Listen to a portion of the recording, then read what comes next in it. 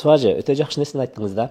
Акыркы мезгилдерде чындап эле бири-бирине кайра WhatsApp'тарына ыргытып, мына козунун капталында мындай жазуу бар экен, ушул чын бекен, мына жумуртканын капталында ушундай бир кыр чыгып калыптыр. Анан Алла деген жазуу экен, бул укмуш болуптур тим эле.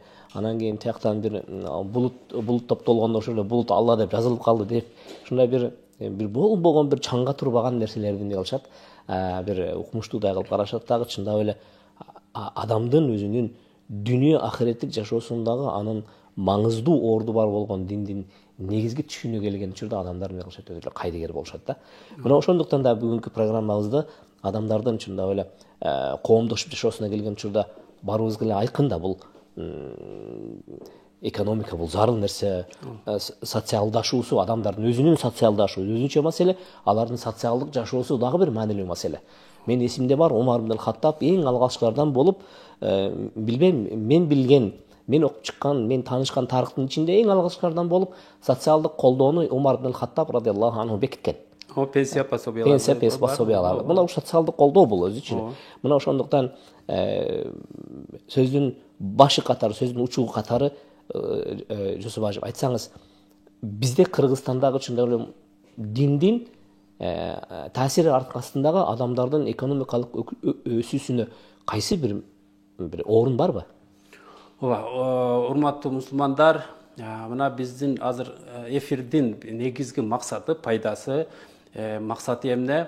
Баарыбыз ушуга келсек да. Тур бисмилла деп ушул сөз уккандан кийин ошону кылууга киришсек да. Негизи программалар айткыңыз келсе, программалар жөн эле программа өтүп кетпесин, программа катары өтүп кетпесин, анда бир өзүнүн жашообузга бирден алып алалык. Мисалга да, азыр устаз, дүйнөнүн эң кыйын менмин деген алымдардын баяндары YouTube'да толтура да. Эң туура айтасыз. 10 өлкөнүн 10 кыйын алымын тандап туруп, 1 сааттан ар бирин баянын 1 сааттан 10 саат кечке чейин угуп, телефондон угуп, анан кечкырын ошол адам диндар, алым, таква, динге бекем болуп калбайт экен да. Туура айтасыз. Бул угуп коюу, маалымат алуу бул дин эмес экен да. Ошол сыңар азыр биз социалдык маселе, экономиканы көтөрүп атабызбы? Ушул жерде сөз болуп калып кетпеш керек да. Эң туура айтасыз. Мисалга, бир курсагач адам эртең менен баштап кечке чейин 10 саат 10 түрлүү тамак бышырууну үйрөнүптүр да, көрүптүр. Торт бышырганды, тиги шашлык бышырганды, бешбарамак бышырганды, ташкентский пловду көрүптүр.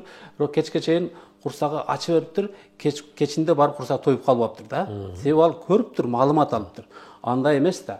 Эгер ошол 5 эле минуттук бир кексти жасоону көрүп туруп, токтотуп туруп видеону, анан туруп барып, анын үчүн 3 нерсе сарпташ керек экен да. Малынын, жаныны, анан акчасын. Каражат.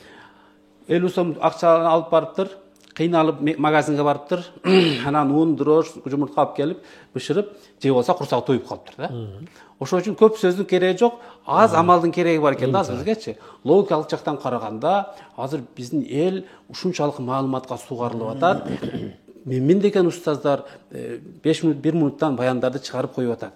Эми ошону көрүп отуруп, баары алым таква болуп, үйдө амалдар болуп кетишке андай болбой жатат. Неге? Ошолу бир аз жерине амал кылууну баштабай жатат да. Ошондой эле бизде мына программада менмин деген юристтер, депутаттар, президенттер, кандай гана демилгелер, кандай гана сунуштар айтылып атат, ошону баштап ийүү эң кыйын нерсе экен да. Ошону туруп кылыш керек экен. Башым ооруп атат деп эле анан кийин лечениени көрүп отура берсе, ооруган бойдон кала берет экен. Анын үчүн Сурка барып аптекага барып дары алып келип ичсе, 5 минутта маселеси чечилет экен. Эми биздин өлкөдө мен байкаган нерсе, кайрымдуулук иштери мыкты.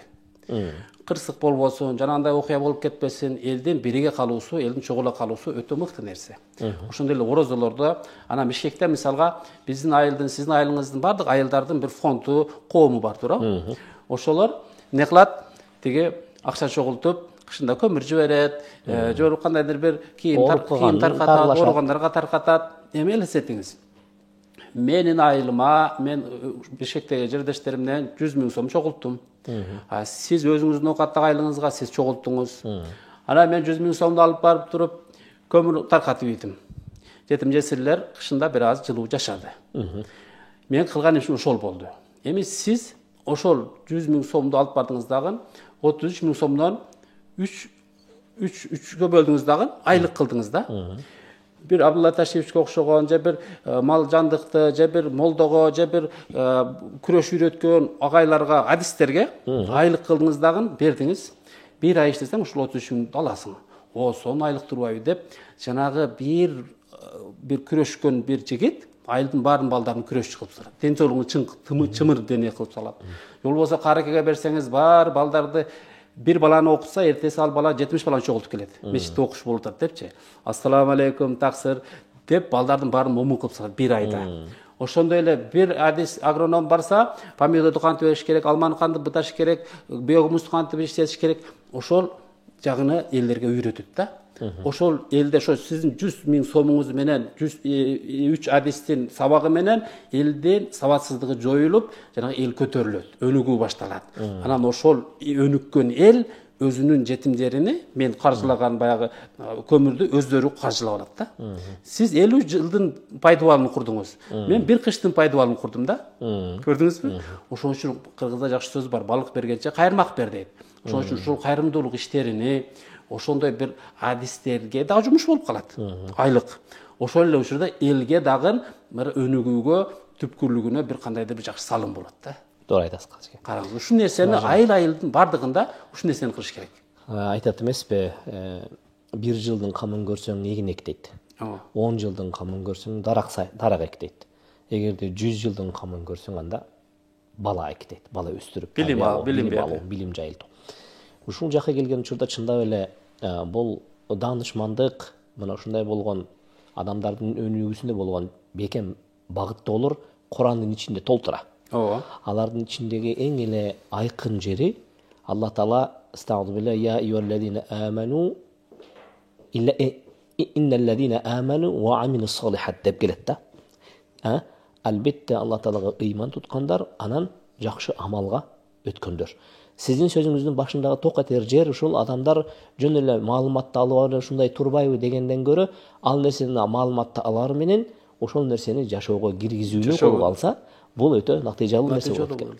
Мен дагы көпчүлүк адамдардан сурап келсем айтышат да, Жусуп ажам. Баягы колунда бар, бай адамдар, муну статистикада айтып келет. Миллиардерлердин бардыгына келип туруп, кантип бай болдуң десе, алар бир озондо айтат экен. Мен сарамжалдуу, үнөмдүү болгонум менен бай болдум дейт экен да. Бул сарамжалдуу, үнөмдүү боюнча Алла Таала субхана таала Кур'анда ысырапкорчулукту арам деп жарыя салган. Мындан биз түшүнсөк болот, сиздин сөзүңүздө бир экономикада дагы баягы биздин социалдык коомубуздун социалдык жашоосундагы бир жарк этип көрүнгөн иштерибиздин бири бул диндин кайрымдуулукка болгон чакырыгынан чындап эле кайрымдуулук дагы өз орду менен кеткени өтө бир натыйжалуу болот экен деп түшүнсөк болот. Себеби дегенде кайрымдуулук дегенде эле кээ бирлер туруп айткандай баягы уйду жыга салып эле, жылкыны жыга салып эле, казанга салып бышырып берип коюп, көрсө ошол кайрымдуулуктун дагы нукура чыныгы келечектүү орду бар экен. Пайгамбарыбыздан бир кыша хадистер бар, муну биз программанын жүрүшүндө дагы айтып өтсөк болот, келечекте буйруса. Бирок Жусуп ажа сизден хадис катары билгим келген нерсе. Коомдо элдердин социалдашуусу бар, анан жалпы социалдык абал бар да. Ушул элдердин социалдашып жашоосуна, социалдашуу деген сөзү ичтимаий жашоосуна диндин ичиндеги болгон көрсөтмөлөрдүн ролу, орду канчалык? Айтайлык, диндин көрсөтмөсү намаз, диндин көрсөтмөсү орозо, диндин көрсөтмөсү закат, зекет, садака берүү, диндин көрсөтмөсү ажылыкка баруу деген көрсөтмөлөр бар да. Ушул көрсөтмөлөрдүн элдердин социалдашуусунда кандай орду бар?